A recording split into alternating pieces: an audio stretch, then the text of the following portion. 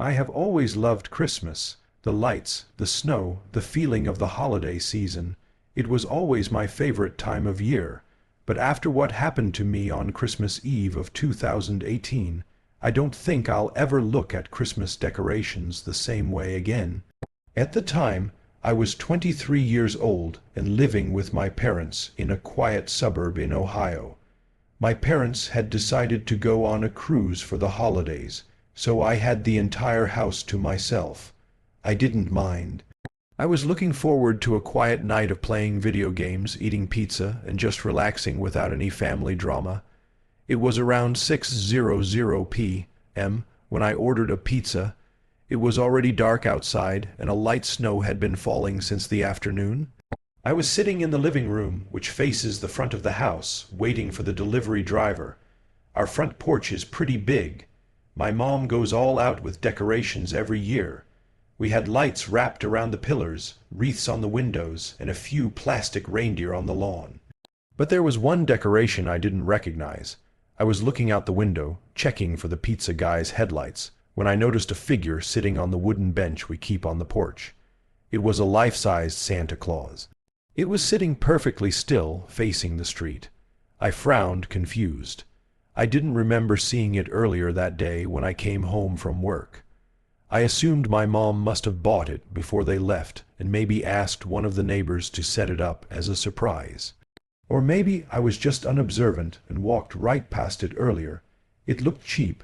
The suit was a bright velvety red, but the face was that shiny, pale plastic that old Christmas decorations have. It had a stiff, white beard and black boots.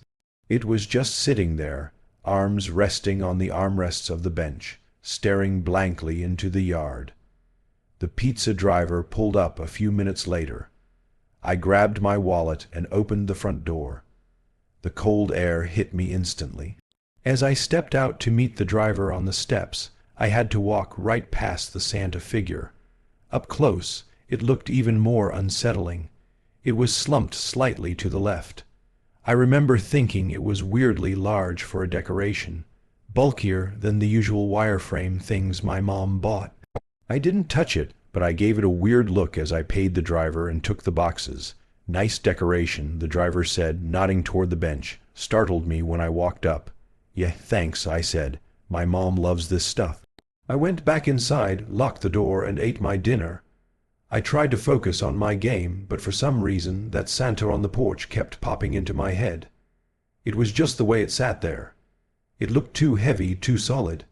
Around 9:00 p.m., the wind started to pick up. I heard a loud thump against the front wall of the house. I muted the TV and listened. It sounded like something had fallen over. I went to the window and peeked through the blinds. The Santa figure wasn't on the bench anymore.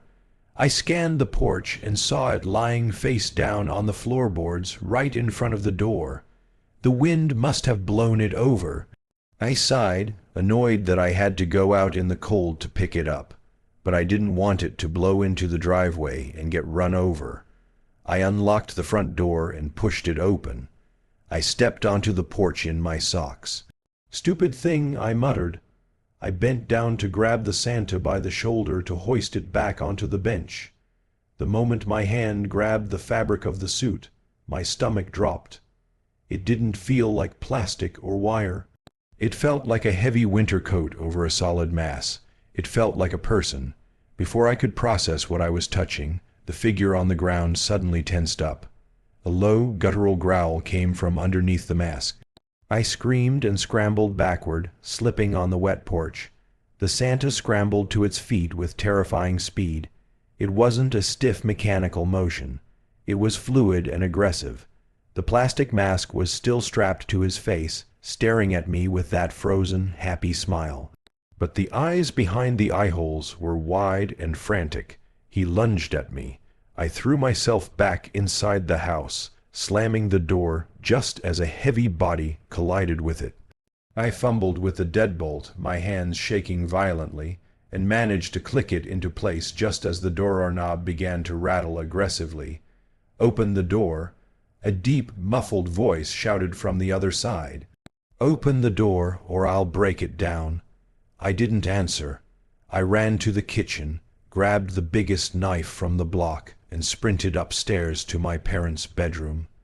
I locked that door, too, and immediately dialed 911. "There's a man on my porch," I whispered to the operator, huddling in the corner of the room. "He was dressed as a decoration. He's trying to get in." While I was on the phone, I heard the sound of glass shattering downstairs. He had broken the small window on the front door. I heard the lock click. He was inside.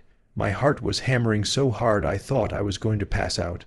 I heard heavy wet boots stomping on the hardwood floor of the entryway. "Hello," the voice called out. It sounded taunting now. "I just want to give you a present." I stayed dead silent, tears streaming down my face.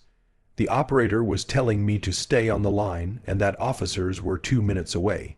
The footsteps moved into the living room, then the kitchen. He was looking for me. Then I heard the creak of the stairs. He was coming up. The steps were slow and deliberate.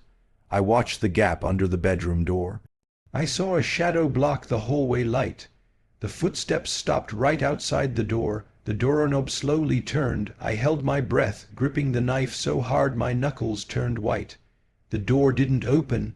I had locked it. Then the banging started. He threw his weight against the door. The wood frame cracked. "I know you're in there," he screamed. Just as the door frame began to splinter, I heard sirens wailing in the distance, getting louder rapidly. The banging stopped instantly.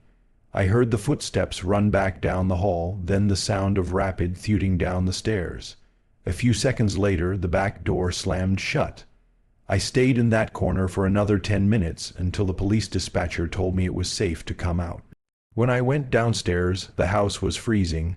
The front door window was smashed and there was snow melting on the hallway floor. The police didn't find the man that night. They found the Santa suit, jacket, pants, and that creepy plastic mask dumped in a drainage ditch about 2 blocks away. It turned out the suit had been stolen from a display at a local hardware store 2 days prior.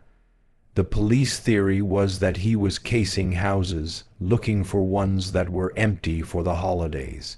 He used the suit to sit on porches and check if anyone was home without looking suspicious to passing cars.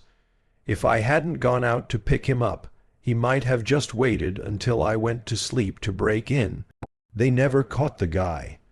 I moved out of my parents' house a few months later. Before we dive into the next story, if you're visiting our channel for the first time, don't forget to hit the subscribe button and turn on the bell icon to stay updated with our upcoming scary stories. This story takes place back in the summer of 2015. I'm 29 now, but at the time I was just 19 years old.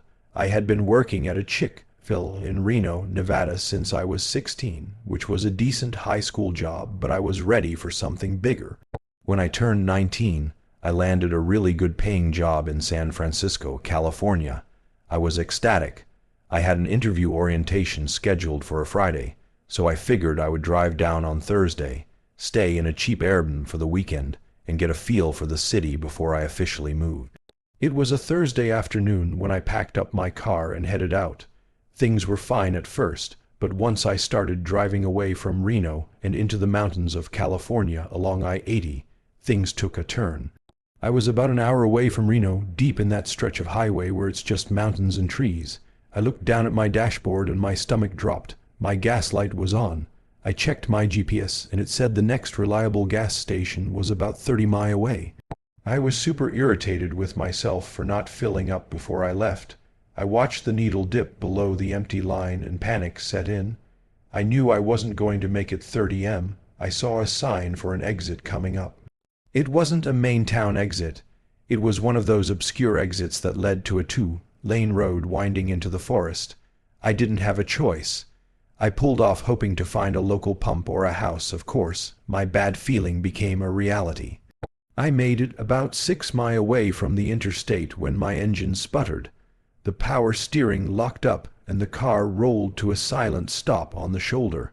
It was dead silent out there, just tall pines and the sound of the wind. I grabbed my phone to call for help, but looking at the screen, I had absolutely no service, no signal.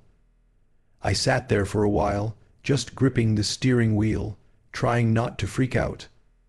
About 10 minutes later, I saw a car coming down the road in the rear view mirror. It slowed down as it approached me. It was an ocean gray Nissan Altima. I felt a wave of relief. I thought, finally, a local who can help me.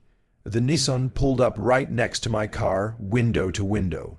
But the driver didn't roll his window down. He just sat there. The car idled. I waited for him to say something. He didn't. He just sat there for what felt like 10 minutes. The relief I felt started to turn into anxiety. Why was he stopping if he wasn't going to talk? Eventually, I rolled down my window a crack. I called out, "Hey, do you need help?" The driver slowly turned his head to look at me. My blood ran cold. He looked like he hadn't slept in a week. His eyes were wide and bloodshot, and his jaw was clenching and unclenching. He looked like he was heavily on drugs. He didn't speak. He just stared at me with this intense predatory look. I got so scared I rolled my window up immediately. Then the man opened his door. He got out of the Nissan. He was tall and wearing dirty clothes, but instead of coming to my door, he turned and just walked straight into the woods. He didn't look back. He just walked into the tree line and disappeared. I was questioning everything. Was this a setup? Was someone else in the woods? I was planning on maybe getting out and running to a house I had passed a mile back. But then I remembered something. My dad had put a small emergency gas can in the back of my trunk when I first bought the car. I had completely forgotten about it. I was saved. I popped the trunk, grabbed the red plastic can, and frantically poured the gas into the tank. I kept looking at the woods, expecting that man to come charging out. As soon as the can was empty, I threw it in the trunk, jumped in the driver's seat, and prayed the car would start. It sputtered once, then roared to life. I sped out of there. I didn't look back. I drove way over the speed limit until I got back onto I-80. I drove to the next major gas station, which was packed with people. I finally felt safe. I filled up my tank all the way, went inside to use the restroom, and bought a bunch of snacks just to calm my nerves. I walked back out to my car, opening a bag of chips. As I reached for my door handle, I froze. Parked 2 pumps over was an ocean-gay Nissan Altima. It can't be, I thought. It's a popular car. Then I saw it. On the passenger side door, there was a large distinctive patch of blue paint, as if it had scraped a pole. It was the same car from the woods. My heart was hammering in my throat. I didn't look to see where the driver was. I jumped into my car and flew out of the parking lot, merging back onto the highway as fast as I could. I kept checking my rear-view mirror. For about 20 minutes, I thought I was in the clear. Then I saw it, the gray Ultima with the blue spot. He was a few cars back, weaving through traffic. I was not far from Sacramento at this point.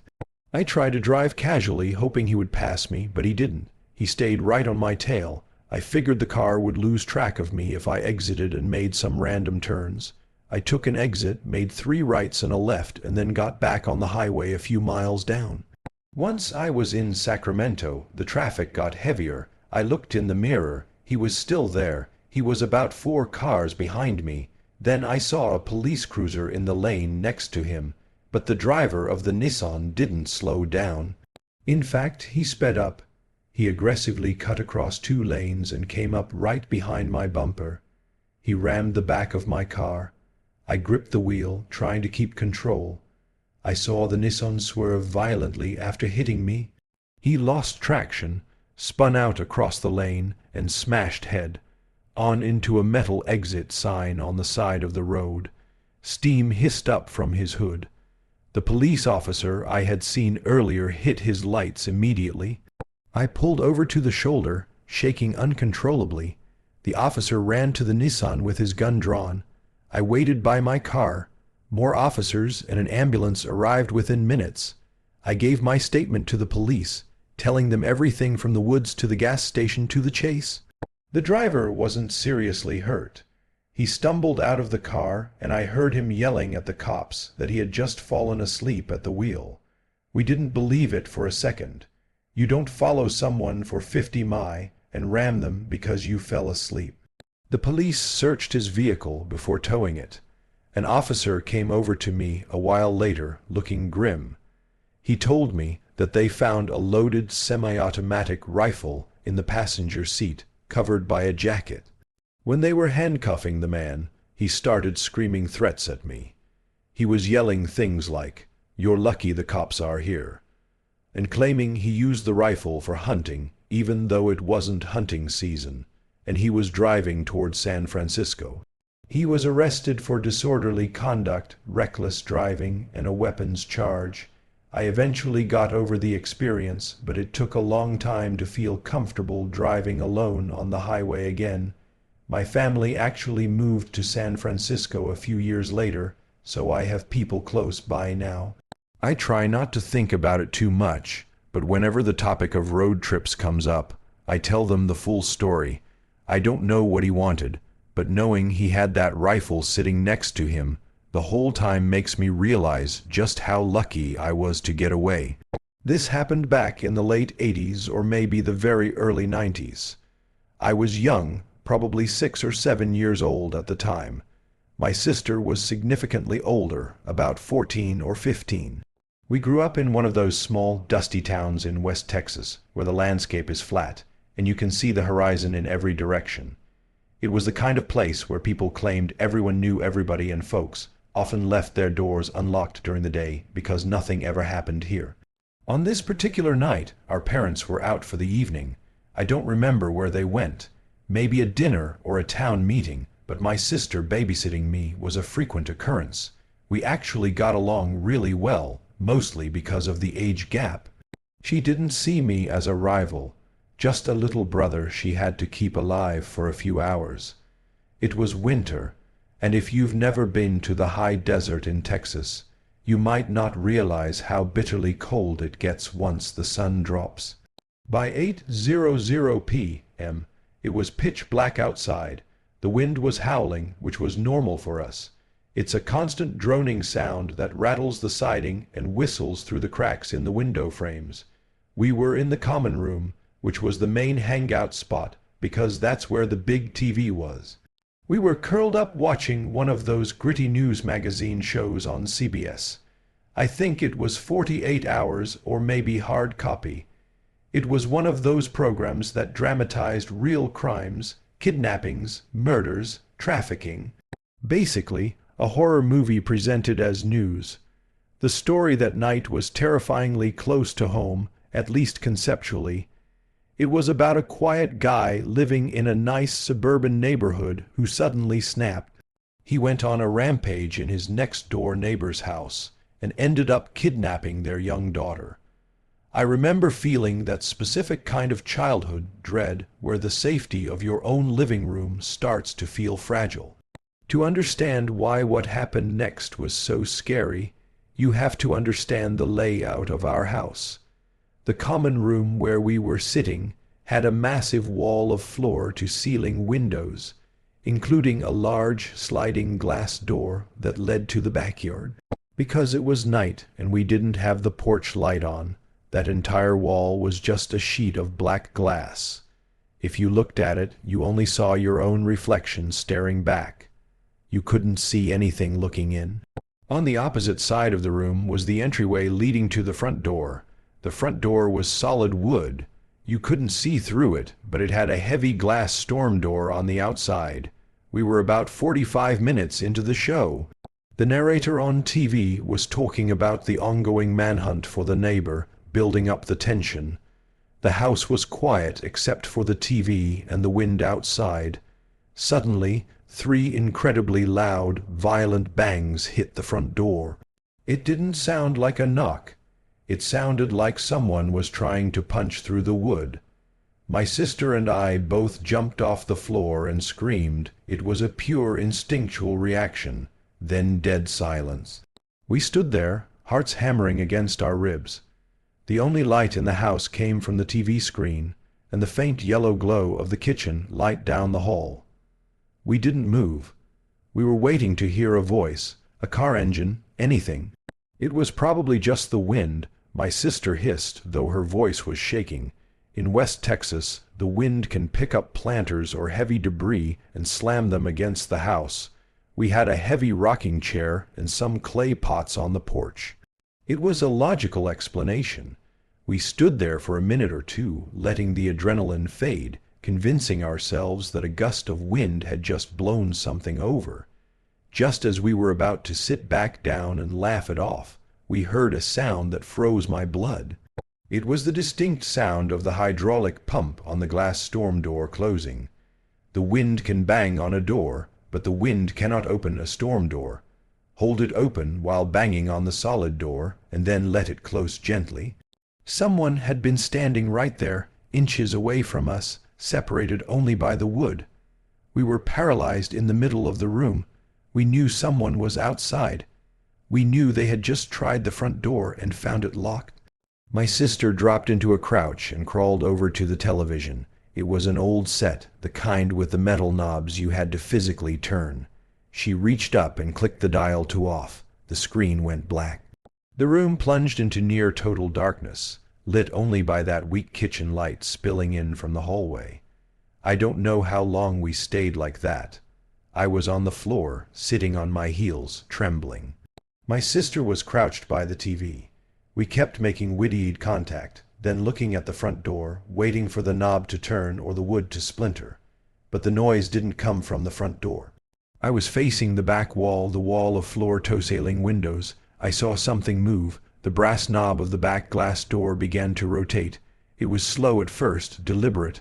I watched the metal turn to the right, hit the lock mechanism, and then stop. It rattled slightly, barely making a sound, as if the person on the other side was gently testing it, hoping it was open. I couldn't breathe. I wanted to scream, but my throat was closed tight. Then the subtlety vanished. The person outside lost their patience. They started jerking the door handle back and forth with terrifying force.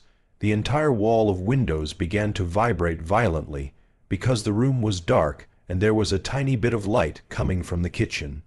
I could see the reflection of the room in the glass. With every violent yank of the door, my reflection in the glass would get fuzzy, then clear, then fuzzy again. As the pane warped under the pressure, my sister absolutely flipped out. She let out a scream that sounded like she was being murdered. I was still frozen, stuck in that deer and headlights paralysis. She didn't leave me, though. She scrambled over, grabbed my arm, and basically dragged me across the carpet. "Go, go," she hissed. We ran down the hall and into her bedroom. She slammed her door and locked it, but that flimsy bedroom lock didn't feel like enough. She started grabbing everything she could. Her desk chair, a heavy hamper, and finally she flipped her mattress off the frame and shoved it against the door. She scrambled for her phone. It was one of those old-school beige portable phones with the long metal antenna that you had to pull out. It weighed a ton. In her panic, her mind went blank. She needed to call the sheriff, but this was before 911 was universally reliable in rural areas, and you had to dial the direct 7-digit number for the local station. She couldn't remember it. She just hit the redial button. It rang once, twice. Someone picked up. It was her best friend. "Hello. Someone is breaking in." My sister screamed, her voice cracking into broken gasps. "You need to get here. Tell your dad. Someone is trying to get into the house right now." I remember being shocked by her swearing. I had never heard her use the F word before. It made the situation feel even more real, more desperate. I was curled up in the corner of her room, hugging my knees, shaking so hard my teeth were chattering. We sat there in the dark behind the mattress, listening. We were waiting to hear the sound of breaking glass, of footsteps coming down the hall. But the house went silent again. It felt like hours, but it was probably only 10 minutes later when we saw lights sweep across the bedroom window. A car was coming up the driveway. My sister peeked through the blinds. "It's them," she cried. It was her friend's parents. They had driven over at breakneck speed. We heard the car doors slam and her dad yelling.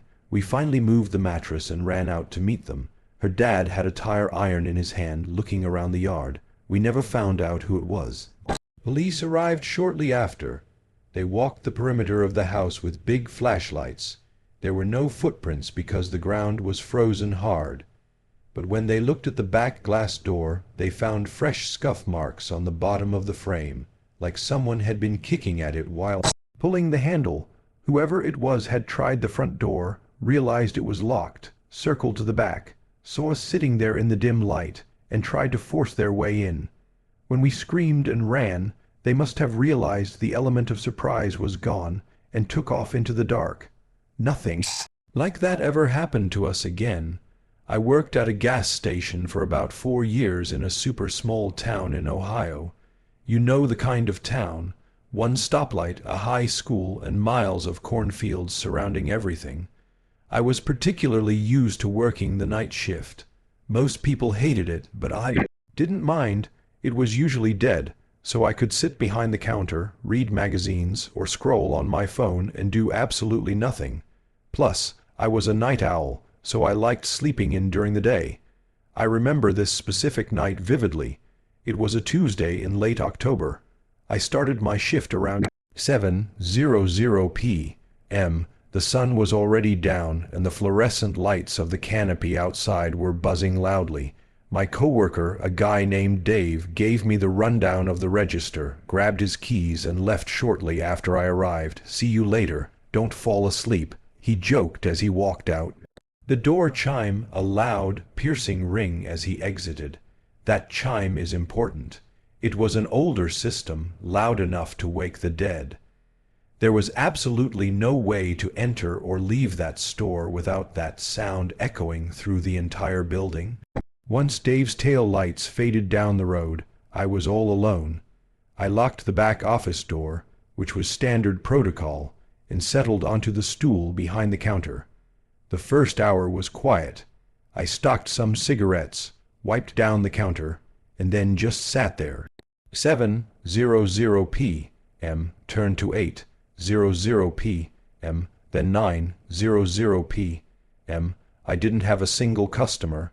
This wasn't entirely unusual for a Tuesday night, but usually you get at least one person coming in for gas or a pack of smokes. But tonight it was dead silent. The only noise was the hum of the Slurpee machine and the occasional car passing by on the highway, never stopping. By 10 p.m., I had been sitting there for 3 hours.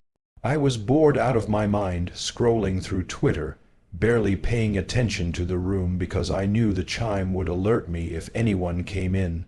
Then the silence was shattered. A loud crash came from the back of the store.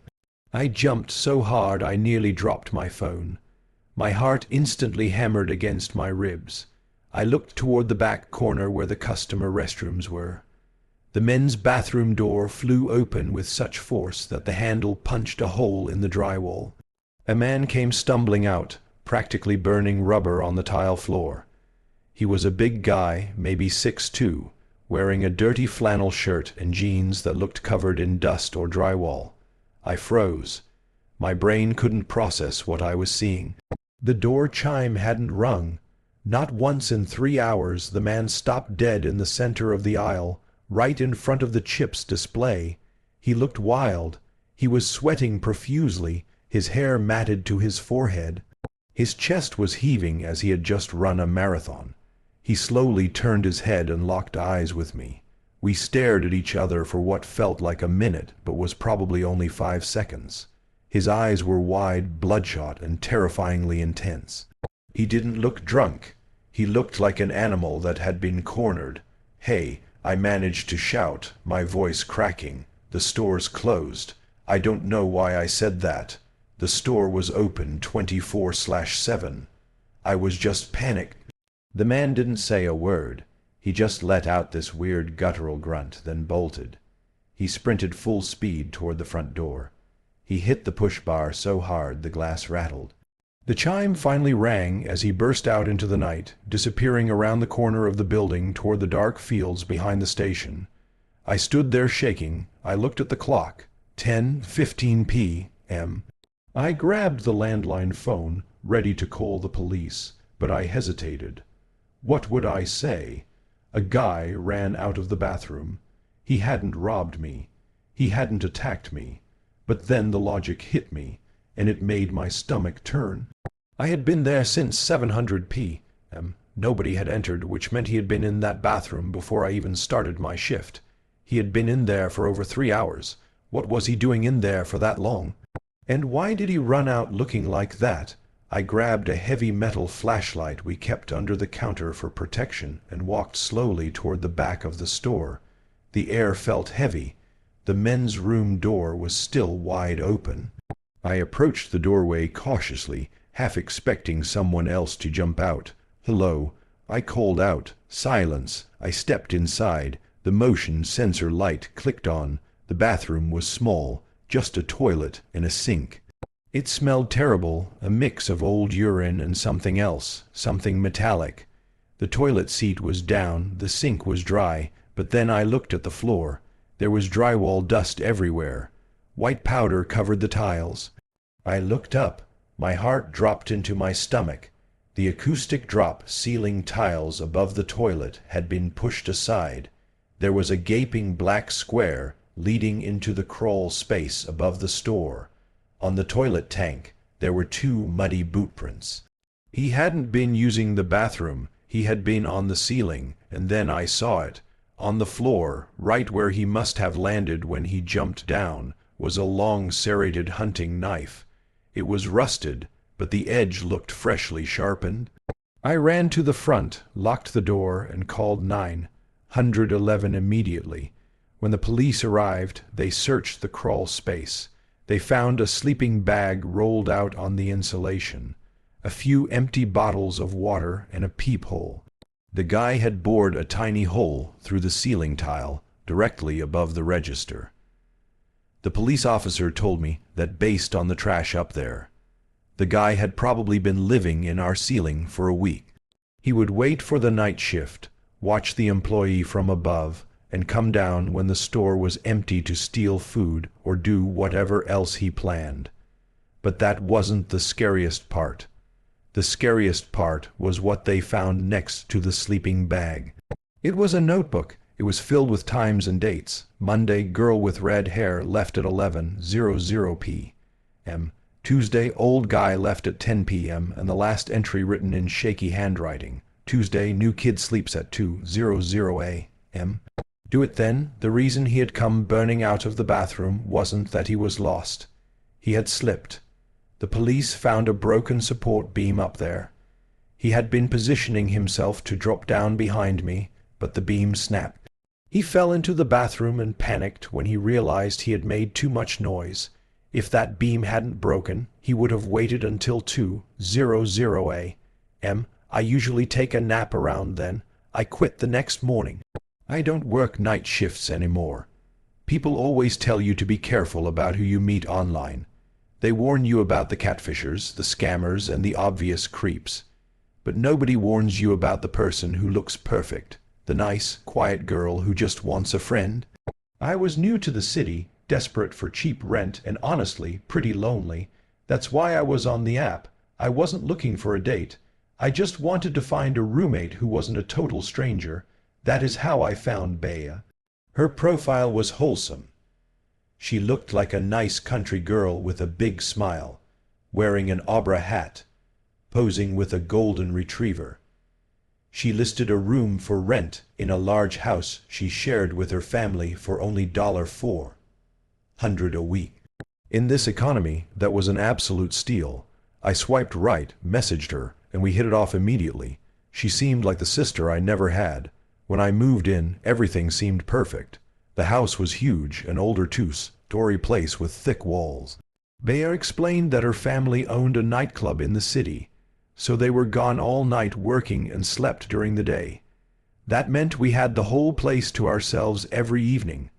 Bea was helpful, respectful, and almost too eager to please. We were attached at the hip for the first few weeks, but looking back, it wasn't friendship, it was grooming. The red flag started small. She didn't just want to hang out, she wanted to be me. She started buying the same clothes I wore. Then she dyed her hair the same shade of brown as mine. When I laughed it off, she just smiled and said, "Twins." Then the control started. It wasn't like a boyfriend-girlfriend type of jealousy. It was something far more sinister. She expected me to be her live-in doll. The family she lived with, her mother and brother, were rarely seen. In fact, I had never actually laid eyes on them. I only heard them, specifically the mother. If I didn't clean the kitchen perfectly, or if I mentioned going out to see my friend Jim, Bea would get quiet. She would look at the ceiling nervously. Then from the upstairs room, I'd hear her mother screaming through the floorboards. "She's been bad. She needs to be punished. Don't let her leave." The voice would screech. It was a raspy, angry sound that made my skin crawl. Ba would come downstairs looking sad but firm. "Mother is upset with you? You shouldn't have left the house. You know she has a temper. It turned into a prison. They forced me to install Life 360 on my phone so they could track my every move. If I went to the park, I'd get a text immediately. Mother says, come home now." I started losing weight. Ba handled the cooking because Mother didn't want me in the kitchen. She began giving me tiny portions. Pigeon food, she called it, while she ate normally. If I complained, she'd say I was being ungrateful to her family after they gave me such cheap rent. I was paying to be starved and held captive in a house that always felt cold. One day, Bea told me about a girl named May. She said May was a crazy stalker who used to live there, but had been kicked out for stealing. She told me if I ever saw a girl lurking outside to call the police immediately. She showed me a blurry photo of May. She looked a lot like me. The breaking point was the night of the party. Ba insisted I come to work with her to make up for being difficult. We went and she fed me soda. I remember the room spinning. I didn't feel drunk. I felt drugged. My limbs felt heavy like lead. I managed to stumble away and found a couple, Amy and Jake, near the exit. They saw I was in distress. I could barely speak, but I managed to tell them I needed to go home. They were kind enough to drive me. I stumbled into the house and passed out in my room. When I woke up, the sun was cutting through the blinds. My head was pounding. I checked my phone. I had 50 missed calls from B. Then I saw the texts. "Unlock the door. Mother is coming in. You can't leave me." The house was dead silent. I crept out of my room, needing water. The hallway was shadowed. That's when I passed Mother's room. The door, usually locked tight, was slightly ajar. My heart hammered against my ribs. I knew I shouldn't look, but curiosity took over. I pushed the door open. There was no Mother. The room was empty. It was covered in a thick layer of dust. There was no bed, no dresser, no clothes. There was just a single wooden chair in the middle of the room. On a small table next to the chair was a high-end microphone setup connected to a terrifyingly complex system of wires running into the walls. Bea didn't live with her family. She lived alone. The voices, the screaming mother, the angry brother, it was all her. She had been sitting in that chair performing a play for an audience of one. I felt sick to my stomach. I turned to leave, but then I saw a pile of mail on the floor near the closet. It was addressed to May. I walked over to the closet in the fake Mother's room. I opened it. May wasn't a stalker. May hadn't been kicked out. May's driver's license, her clothes, her purse, and her phone were all piled in the back of the closet. They were covered in stiff brown stains. It looked like dried makeup at first, but the metallic smell hit me instantly. It was blood. Then I heard the front door unlock downstairs. My blood ran cold. I heard the heavy boots of a country girl coming up the stairs. She was moving fast. "I know you're in there," Bee's voice called out. It was cheerful, almost singing, but then her voice shifted. It dropped into that screeching, raspy old woman's tone I had feared for months. "She's been bad, hasn't she, Bee? She went into Mother's room." I didn't wait. I didn't try to hide. I grabbed the heavy lamp from the hallway table and smashed the window at the end of the hall. "What are you doing?" Bea screamed, her voice shifting back to her own. I climbed onto the roof. It was a two-story drop to the backyard. I didn't look down, and I jumped. I hit the grass hard. I felt a sharp snap in my ankle and blinding pain shot up my leg. I screamed, but I forced myself up. I hobbled, ran, and crawled toward the main road. I didn't stop running until I flagged down a passing police car. I told them everything. I told them about the room, the microphone, and the blood. They raided the house. They found Bea sitting in the mother's room talking to herself in different voices. They found May's body buried in the dirt floor of the basement. She had been missing for 6 months. The police told me she had been disciplined by her mother. I was supposed to be next. So, to the nice country girl with the fake family and the voices in her head, let's not meet again. I was about 16 years old when this happened. It was Christmas Eve, and we were living in a pretty isolated house in the suburbs.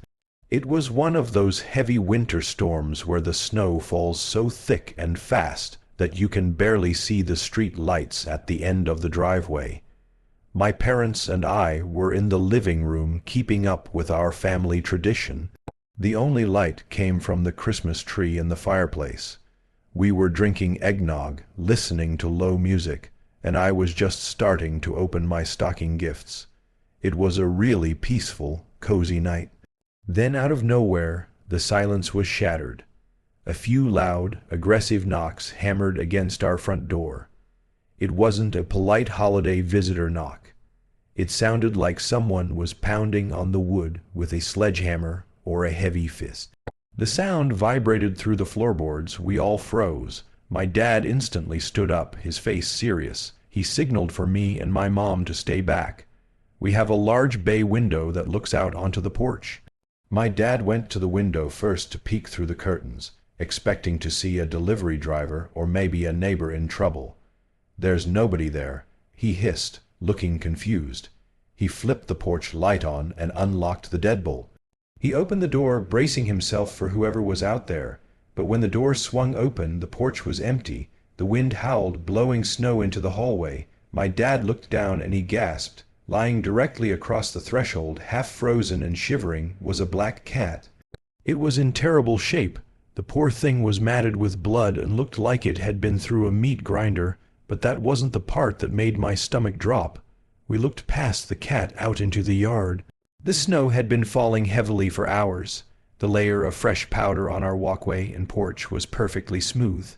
There were no human footprints. There were no tire tracks in the driveway. Logistically, there was no way, absolutely no way, someone could have pounded on that door and vanished in the 3 seconds it took my dad to look out the window without leaving a trail in the snow. Even if they had run, we would have seen deep tracks. Even if they threw the cat from a distance, the snow would be disturbed. It was like the cat had just materialized out of thin air or someone had dropped it from the sky. The cat let out a weak, pained meow. My family and I are huge animal lovers, so the fear of the ghost knocker was immediately replaced by concern for the animal. Get a towel, and my dad said. We scooped him up and brought him inside, locking the deadbolt tight behind us. The cat looked worse. He was a young male, not fixed, and he had deep lacerations on his flank and neck. It didn't look like he was hit by a car. It looked like he had been in a fight with something much bigger than another cat. Like a coyote or a person, we cleaned him up, gave him food, and made him a bed by the heater. He was terrified, his eyes darting around the room, staring intently at the front door and hissing at nothing. A few days later, we took him to the vet. He healed up surprisingly fast. Since we already had 2 dogs who didn't like cats, my mom asked her friend, Mrs. Gable, who lived down the street, if she wanted to adopt him. She agreed immediately. They named him Shadow. Initially, he settled in, and for a few months everything was normal. Then came a Tuesday night in April. Mrs. Gable and her husband were sound asleep. Their kids were in their rooms down the hall, around 2:00 a.m. The cat, who was usually quiet, jumped onto Mrs. Gable's chest. He wasn't purring, he was screaming. She said it didn't sound like a cat. It sounded like a woman shrieking in pain, a guttural demonic howl. He dug his claws into her, scratching her chest to wake her up. Mrs. Gable sat up, panicked, thinking there was an intruder. Then she smelled it, the acrid scent of melting plastic and smoke. She woke her husband and they grabbed the kids. They ran out the front door just as the smoke detectors finally started chirping. By the time they got to the lawn, the garage was fully engulfed in orange flames. The fire department arrived quickly. It turned out to be an electrical fire that started in the garage wall. It had spread to one of the cars parked inside. If the cat hadn't woken them up minutes before the alarm went off, the fumes might have knocked them out in their sleep. The car didn't blow up, but the garage was destroyed. They were lucky, incredibly lucky. They renamed the cat Clark after Superman because he saved their lives. He lived to be a pretty old cat, happy and loved. But here's the part that still keeps me up at night. After the fire was put out, the fire marshal was walking around the property with the police taking a report. Mrs. Gable was standing by the ambulance getting checked for smoke inhalation. The neighbor across the street walked up to the police officer. I heard about this later from my mom. The neighbor told the police that he had been awake with insomnia around 1:45 a.m. just before the fire started. He said he looked out his window and saw someone standing in Mrs. Gable's driveway staring at the garage. He thought it was Mr. Gable, so he didn't think much of it, but when the police checked the driveway, the fire had melted the snow and ice near the garage, but further down the driveway the ground was muddy from the heat. Just like on Christmas Eve at my house, there were no footprints leading up to the garage and no footprints leading away. To this day, I don't know who or what banged on my door that snowy night to deliver that cat, and I don't know if the thing standing in the driveway was there to start the fire or if it was just watching to see if Clark would survive again. I've been a long-haul truck driver for about 6 years now, and if there is one thing I've learned, it's that the highway at night is a completely different world than it is during the day. I typically run a team, which means I have a code driver. The truck basically never stops rolling. One of us drives for an 11-hour shift while the other one sleeps in the bunk, and then we switch. It's a grueling lifestyle. But it pays well, and you get used to sleeping while the truck is bouncing down the interstate at 70 mph. However, for this particular trip, my routine was thrown off. My code driver had a sudden death in his family and had to take a week off for the funeral. I decided to keep the run going solo. I was hauling a load from Massachusetts all the way back to Arizona. Because I was solo, I couldn't just keep driving. I had to adhere to the Department of Transportation regulations, which meant stopping every night for a mandatory 10-hour break to sleep. I was nearing the end of the trip, cruising along I-40. If you know that stretch of highway, you know it gets desolate, especially around the New Mexico and Arizona border. It was getting late and I was running out of hours on my log book, so I had to pull over. I decided to stop at this small independent truck stop right on the border. I won't name the specific place, but it wasn't one of the nice bright chains like a Love's or a Pilot. This was a mom and pop stop. Basically, just a gravel lot with huge potholes, a dim building that looked closed, and flickering sodium lights that barely cut through the darkness. It was sketchy. Kind of place where you keep your head down and your doors locked. I parked the rig in the back row, away from the few other trucks idling there. I ate a quick dinner from my cooler and prepared to crash. Now, for those who are unfamiliar with the interior of a semi-truck sleeper cab, there is a specific setup we use for privacy. There are usually 2 sets of curtains. One set separates the driver's seat from the sleeper berth, the bed in the back. The other set wraps around the inside of the front windshield and the side windows. When you team drive, you usually close the curtain between the seats and the bed so the light from the dashboard doesn't bother the person sleeping. But when you are solo and parked, you close the windshield curtains. It provides you with significantly more room to move around, making the entire cab feel like a small apartment. So that's what I did. I pulled the heavy curtains around the windshield and windows, blocking out the parking lot lights. I left the divider curtain open. I set the truck to high idle so the AC would stay running. It was still warm out in the desert and climbed into the bunk. I fell asleep pretty fast. I was exhausted from the drive. I must have been asleep for about 4 or 5 hours when something pulled me out of my dreams. I woke up groggy and disoriented. When you usually sleep in a moving truck, waking up to the truck being stationary feels wrong. My brain was trying to figure out where I was. Then I heard it. It was a rhythmic mechanical sound coming from the dashboard. I rubbed my eyes trying to focus in the dark cab. The inside of the truck was pulsing with a rhythmic red light. My heart instantly hammered against my ribs. I recognized the sound and the light immediately. It was my hazard lights.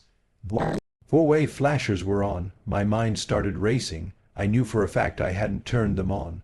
The switch for the hazards is on the dashboard, and it's not something you bump accidentally. It requires a firm press. The only way those lights could be flashing was if someone had pressed the button. A cold wave of fear washed over me. Someone is in the cab, I thought. I sat up slowly in the bunk, trying to be as quiet as possible over the hum of the idling engine. I reached under my mattress and grabbed the tire thumper I keep there. It's basically a heavy-weighted wooden club used to check tire pressure, but it doubles as a pretty good defensive weapon. I gripped the handle tight and peered into the front of the cab. The hazard lights continued their taunting rhythm. The red triangle on the dashboard flashed on and off, illuminating the driver's seat in brief strobe-like intervals. That's when I noticed it. My GPS unit was gone. I have a specialized trucking GPS that costs about $500. It's a big tablet-sized screen that mounts to the center of the dashboard with a heavy-duty suction cup. The spot where it usually sat was empty. I thought someone broke in while I was sleeping. The panic was real now. I was alone in a dark lot in the middle of nowhere, and some thief had managed to pick the lock or jimmy the door without waking me up immediately. I took a breath, raised the tire thumper, and lunged from the bunk into the driver's seat, ready to swing at whoever was hiding in the passenger footwell. Get out! I yelled, my voice cracking with adrenaline. Nothing. The cab was empty. I whipped my head around, looking for the intruder. I grabbed the curtain covering the driver's side window and ripped it back, expecting to see a face staring in or some guy running away with my electronics. I stared out into the parking lot. It was pitch black save for the distant flickering light of the truck stop building. No one was running, no cars were speeding away. It was dead silent outside. I looked back at the dashboard. The hazards were still flashing. I checked the driver's door, locked. I leaned over and checked the passenger door, locked. My brain couldn't process it. How could someone get in, steal my GPS, turn on my hazards, and then lock the doors from the outside? It was impossible. Was I going crazy? I turned on the overhead map light to get a better look at the dashboard, trying to make sense of the crime scene. Then I looked down at the floor near the gear stick. There, dangling just a few inches off the floor mat, was my GPS unit. It was hanging by its power cord. I stared at it for a long 5 seconds as the pieces of the puzzle clicked into place. The suction cup. Temperature had dropped during the night.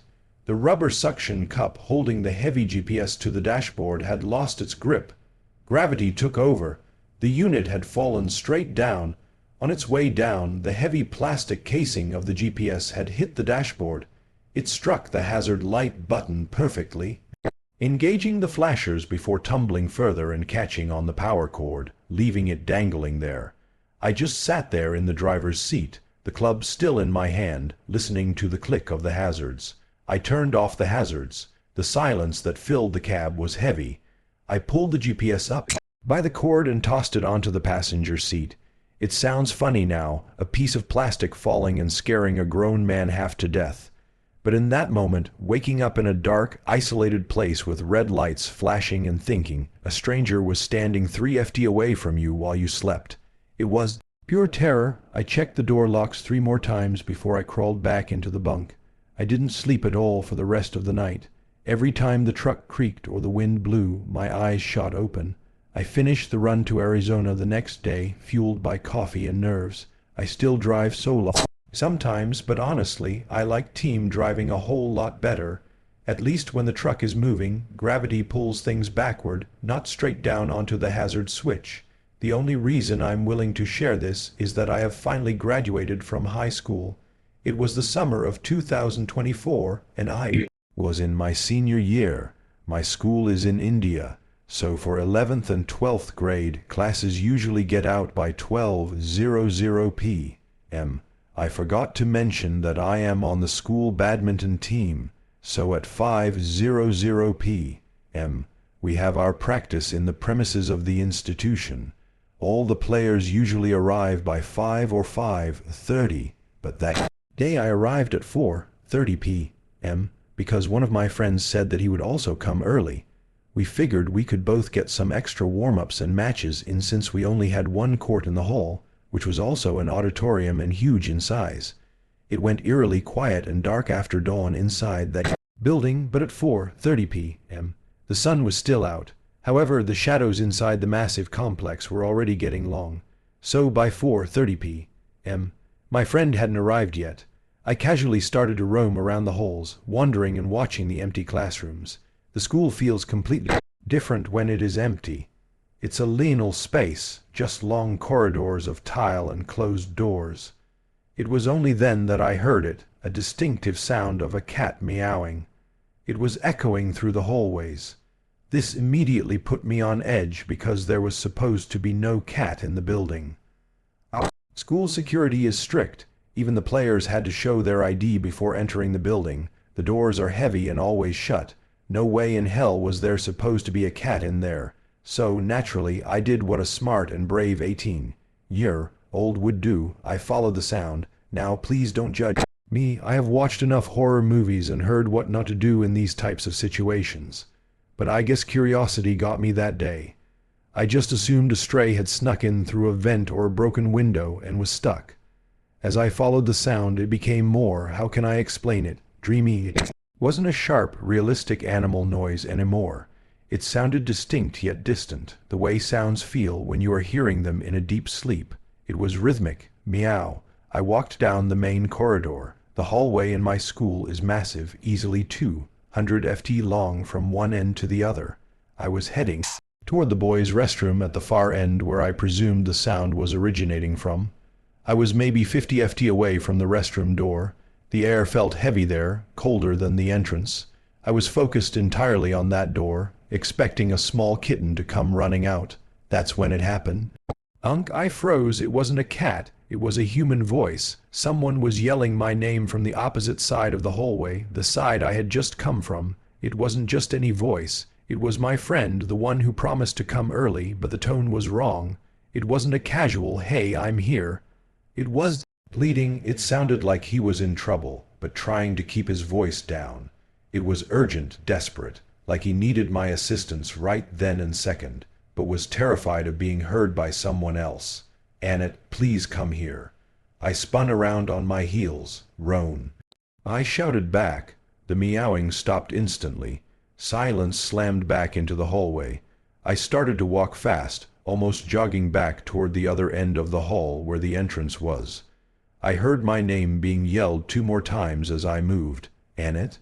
It was getting quieter, like he was moving away from me, retreating into the shadows of the lobby. "I'm coming," I yelled. I ran the last 50 ft. I burst into the main lobby area where the lockers are. I expected to see Rohan standing there, maybe pranked by seniors, maybe hurt. I was shocked. See, it was empty. There was no sign of a single person. No bags, no badminton racket, no Rohan. I stood there panting, looking around the corners. "Bro, come out." "It's not funny," I said, my voice echoing off the hard walls. "Nothing." I pulled my phone out of my pocket. My hands were shaking a little bit. I dialed Rohan's number. It rang once, twice, then he picked up. "Hello, Ankit. Where are you?" I asked, breathless. "Why were you screaming my name? Where are you hiding?" There was a pause on the other end. I could hear the background noise of a ceiling fan and a TV. "What are you talking about?" Rohan said, sounding confused. "I'm at home. I'm just putting my shoes on to leave. I haven't even left my house yet." I felt the blood drain out of my face. "Are you at home?" "Yeah, I'll be there in 20 minutes. Why?" I hung up. I was left speechless. I was sure that the voice was his. For the people thinking that I didn't hear it or I imagined it, think about this. I was already fully invested in investigating the cat sound at the other end of the hall. My brain was focused on a cat. There is no way I heard my name being called in my head and consciously left the task I was doing to run 200 ft in the other direction. I stood in the center of that lobby, back against the wall, watching both ends of the long hallway. No one arrived until 5:00 p.m., so there was no chance that someone was pranking me. Rohan arrived at exactly 5:04 p.m. When he walked in, he looked normal, completely unaware of the terror I was feeling. But the thing that disturbs me the most is the logic of it. First, the hallway of my school is at least 200 ft long. It's not common to hear a cat meowing clearly from that far away unless it wants to be heard. Second, and this is the part that keeps me up at night. Just when I was about to reach the source of the cat sound, the boys' restroom, I heard my name from the opposite end. Something lured me to the restroom with a sound it knew I would follow, and when I got close, or maybe when it decided to play with me, something else used my friend's voice to pull me back. Those 20 minutes I spent alone waiting for the rest of the team were the longest I have ever felt the passage of time. I sat near the glass doors of the entrance, refusing to look down the dark corridor. To this day, it is the creepiest experience of my school life. I don't know what was in the restroom, and I don't know who called me from the lobby, but I know they were working together. I've always liked camping, but mostly in the summer. Winter camping seemed like a good challenge, and I wanted to try it once before the year ended. I planned a solo trip to a state park about an hour from my house. The forecast said light snow and cold temperatures, but nothing extreme. I packed my gear carefully, a small tent, a sleeping bag rated for below zero, extra layers, food, and a small stove. I arrived in the late afternoon. The snow was already falling lightly, covering the trees and trails. I chose a spot near a frozen creek, hoping the sound of running water would be calming. The first hour was fine.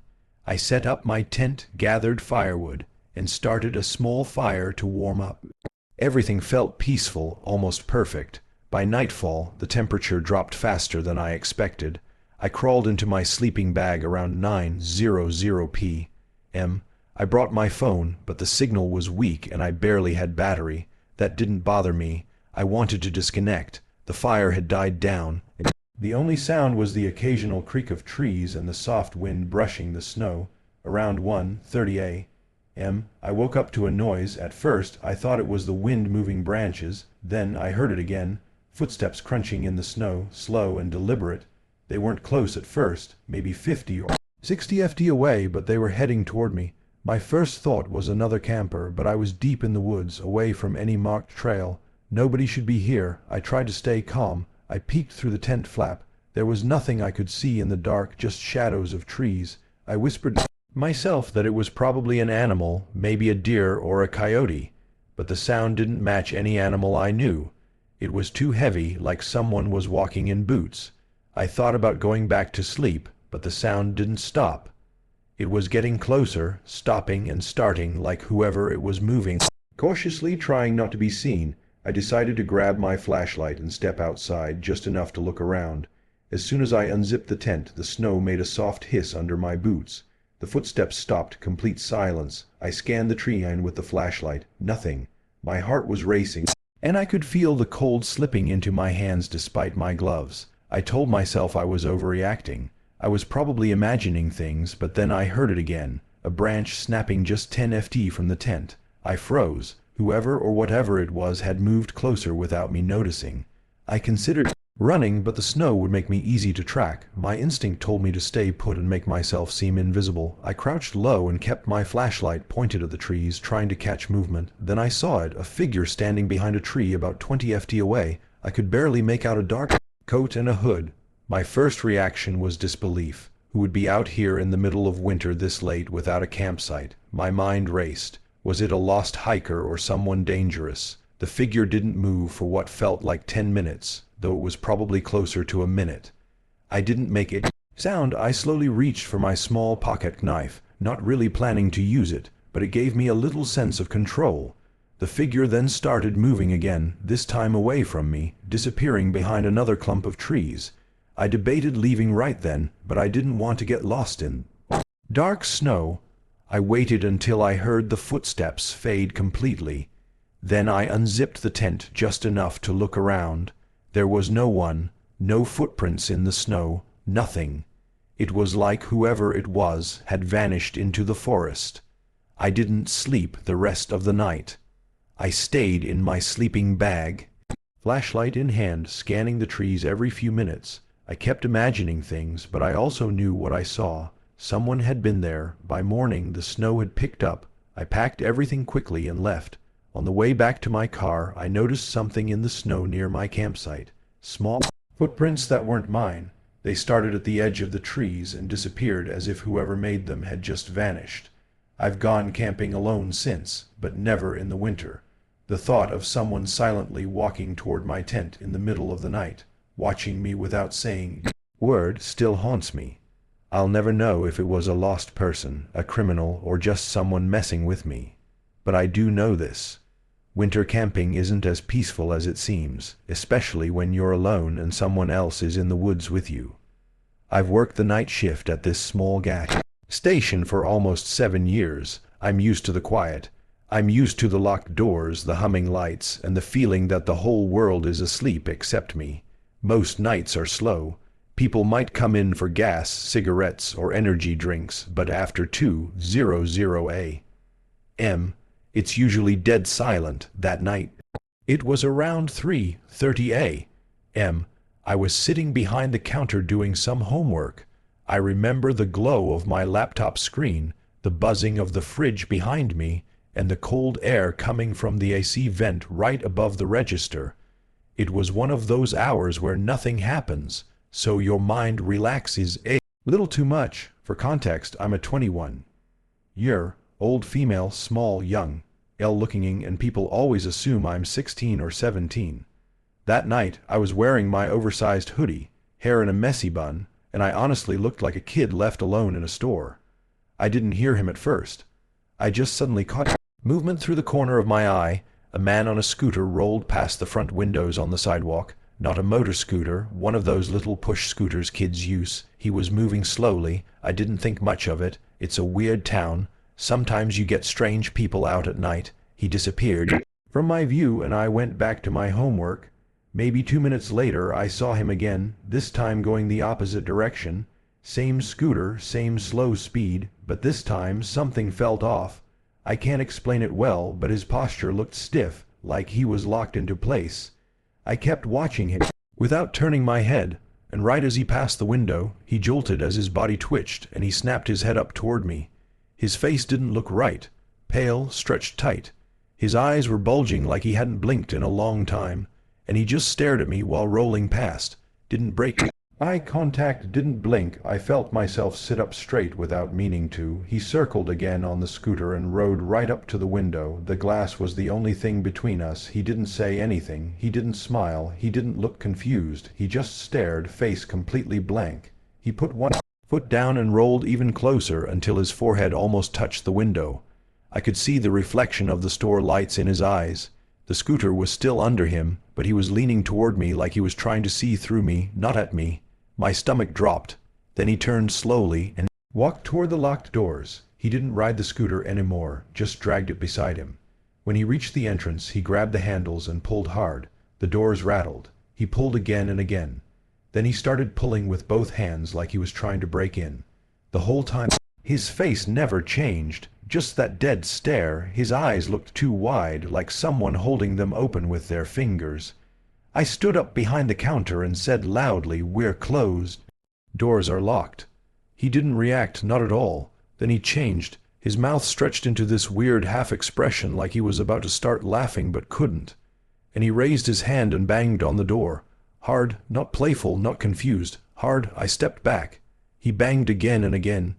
Each hit louder than the last. He didn't shout. He didn't ask me anything, and he didn't even fully smile. Just that strange face, his eyes shaking like he was trying not to blink. At that point, I knew something was wrong, really wrong. I walked quickly to the back room, not running, but close. I didn't want to make noise. I just wanted the distance between us. I expected to hear him yelling or kicking the door, but everything suddenly went quiet. I stood in the back room, holding my breath, listening. The only sound was the ice machine humming. I checked my phone, ready to call the police. But I didn't hear anything from the front. No banging, no pulling, nothing. I waited there for what felt like 10 minutes, but was probably 3. When I finally stepped out again, I did it slowly. I peeked around the edge of the shelf near the counter and looked at the glass doors. He was gone. The sidewalk was empty. The parking lot was empty. Not even the scooter sound was fading in the distance. He had just vanished. I went back behind the counter and locked the office door behind me. I didn't sit down. I didn't go back to my homework. I just stood there and held the phone in my hand until the sky started turning a little lighter. When the morning shift worker showed up at 6:00, I stepped outside to go home and checked the ground near the doors. There were marks from where he had stood. Light dirt smudges from the scooter, but nothing else. No sign he had been hitting the glass, no dropped items, no tire marks showing the direction he left. I didn't report it because nothing actually happened, and part of me thought people would think I imagined it, but I know what I saw. I know how long he stood there staring. I know the sound of his fists hitting the door. For weeks after that, every time I worked alone at night, I would watch the sidewalk constantly. Any movement outside made me jump, and any scooter sound, even kids riding during the day, put my stomach in knots. He never came back, but that night changed the way I look at quiet hours. Before that, I used to think silence meant safety. Now I know silence can hide people like him. People with blank faces and wide eyes who show up out of nowhere and act like